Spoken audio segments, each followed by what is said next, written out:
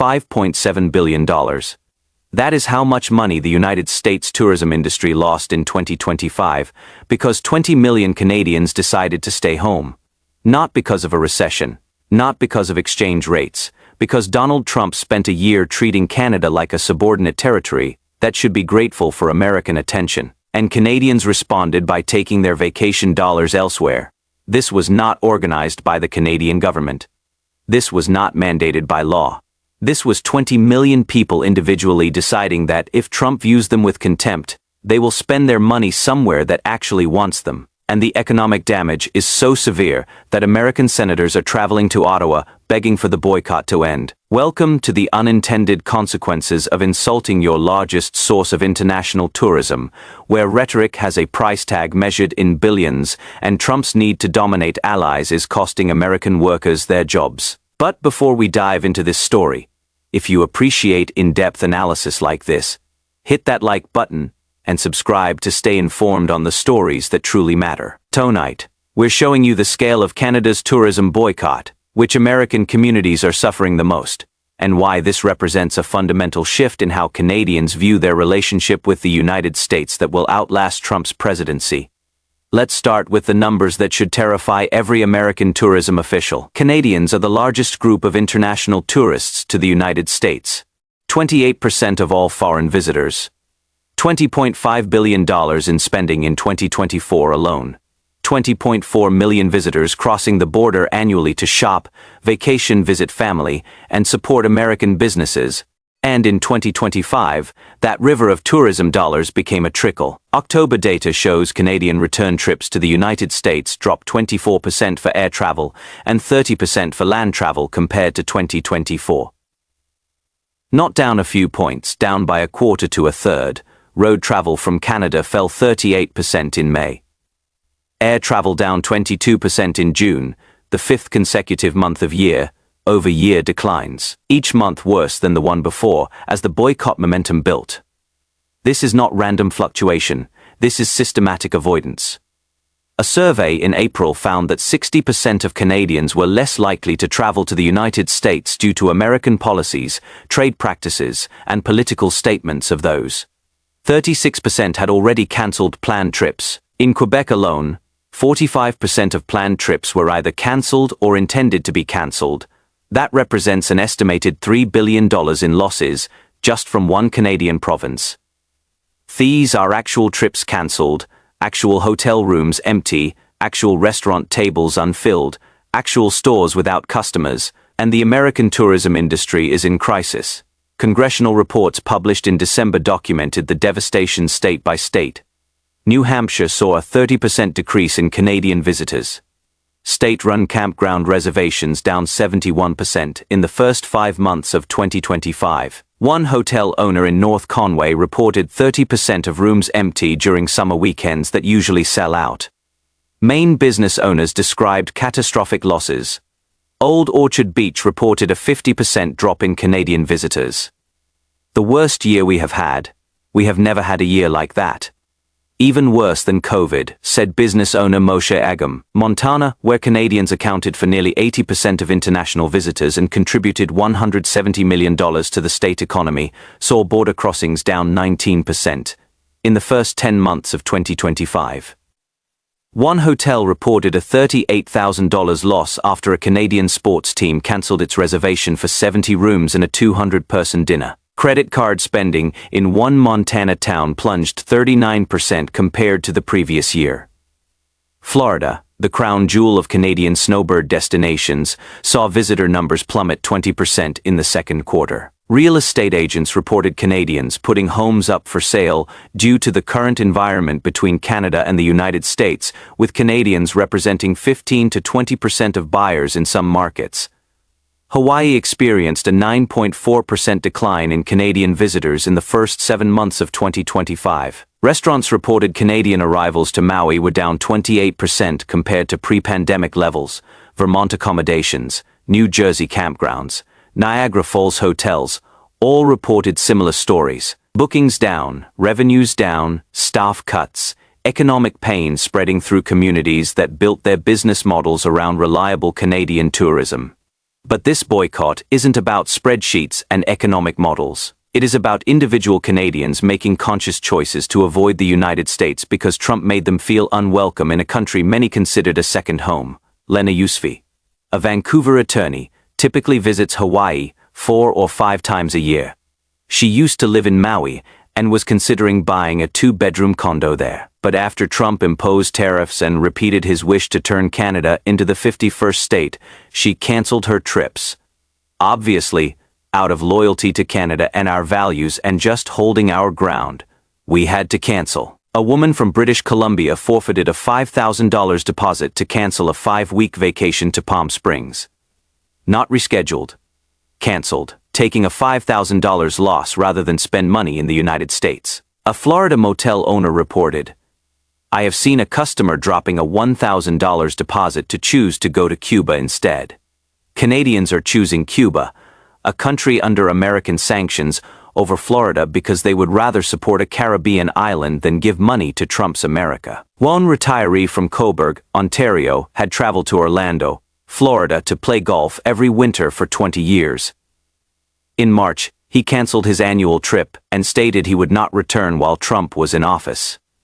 By December, his position hadn't changed. Still no change. Not going back. The CEO of tour company Great Canadian Holidays stated that most of the firm's United States tours are dead in the water because Canadian customers backed out. The anger is not with the American people. The anger is with Donald Trump. And the feeling is that if he is going to go to war with Canada, something we never asked for, an economic war, then why on earth would they spend a nickel in the United States when they don't have to? An Ipsos poll in early February found that 68% of Canadians thought less of the United States after Trump announced tariffs. Not disagreed with policy, thought less of the country itself. This is not temporary political disagreement. This is fundamental reassessment of whether the United States deserves Canadian money, Canadian tourism, and Canadian goodwill. The boycott isn't keeping Canadians home. It is redirecting them to destinations that actually welcome them. Mexican resorts, Costa Rican beaches, warmer European countries are all benefiting from Canadians, looking for winter sunshine without the political baggage of supporting Trump. The Caribbean is seeing increased bookings. Even Cuba is gaining Canadian tourists who used to go to Florida. Many Canadians are simply traveling within Canada. Provincial governments noted increased interest from Canadian tourists and deployed new advertising campaigns encouraging domestic travel.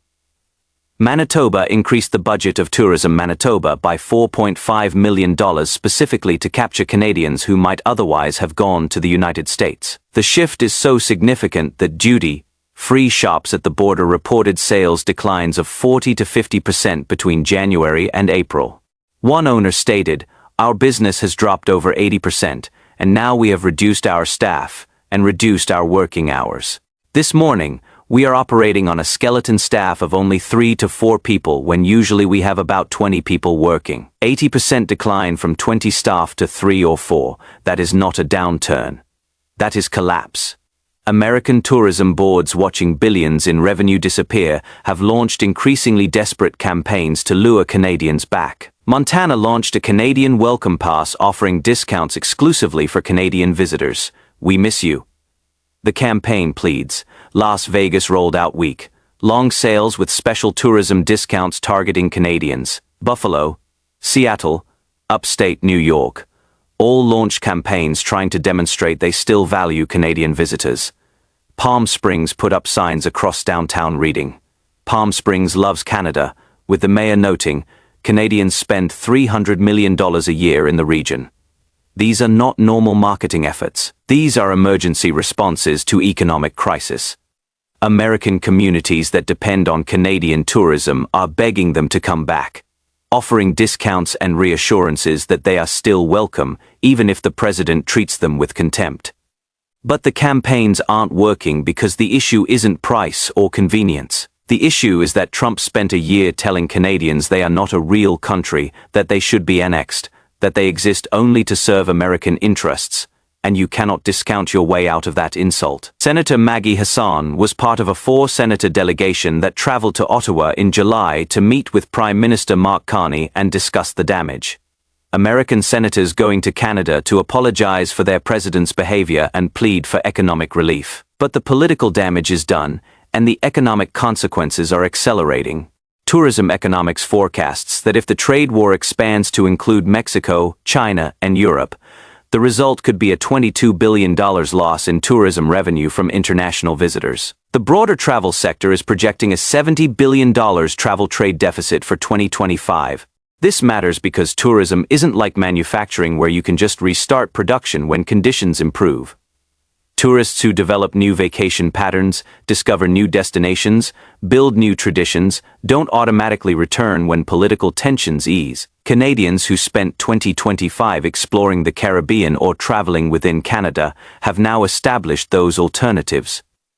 Hotels they like. Restaurants they discovered. Activities they enjoyed. Why go back to Florida when Costa Rica was wonderful and didn't come with political baggage? The reputational damage to American tourism will persist long after Trump leaves office. Every Canadian who canceled a trip, forfeited a deposit, changed vacation plans because they felt unwelcome remembers that feeling. Young Canadians who might have developed lifelong patterns of visiting the United States are instead building travel patterns that exclude America. That is future revenue lost for decades. The tourism boycott sends a message that Trump either cannot or will not acknowledge. Actions have consequences even for the President of the United States. When you treat allies with contempt, they respond. When you threaten to annex a sovereign nation, its citizens take offense. When you impose punitive tariffs and claim your neighbor is stealing from you, they decide not to give you their money voluntarily. Trump operates on the assumption that American economic and military power means allies have no choice but to accept whatever treatment Washington dishes out. The Canadian tourism boycott proves that assumption wrong. 20 million individual Canadians exercising consumer choice to avoid the United States' economic power that no trade negotiation can override and no tariff can counteract. It is soft power in reverse, where the smaller country punishes the larger one through voluntary actions that cost American workers billions. And unlike government policies that can be negotiated or reversed, consumer sentiment is slow to change and hard to repair. You cannot sign an agreement to make Canadians want to vacation in your country again. You have to rebuild trust over years. The most significant aspect of the tourism boycott isn't the $5.7 billion in immediate losses. It is what the boycott reveals about how fundamentally the Canada-United States relationship has changed. For generations, Canadians viewed the United States as a close neighbor, a reliable partner, and a natural destination for travel and commerce. That relationship was built on assumptions of mutual respect, shared values, and predictable behavior. Trump destroyed those assumptions, and once trust is gone, it doesn't come back just because political leadership changes. Donald Trump spent 2025 insulting Canada, threatening annexation, and treating Canadians with contempt. He assumed American power meant Canadians had no choice but to accept whatever he dished out. Instead, 20 million Canadians individually decided to take their vacation dollars elsewhere. $5.7 billion in tourism losses. Ski resorts in Montana begging for Canadians to return. Hotels in Florida seeing 20% drops. Main businesses reporting their worst year ever. Congressional committees documenting the devastation. Senators traveling to Ottawa to apologize. And none of it is working because you cannot discount your way out of insult. Canadians are going to Mexico, Costa Rica, Europe, staying home, building new vacation patterns, discovering new destinations, and they're not coming back just because American businesses miss their money. Trump wanted to demonstrate American dominance. He created a consumer boycott that is costing billions and teaching Canadians they are better off without America. The $5.7 billion is just the beginning because this isn't temporary political disagreement. This is fundamental reassessment of whether the United States deserves Canadian tourism, Canadian money, and Canadian goodwill.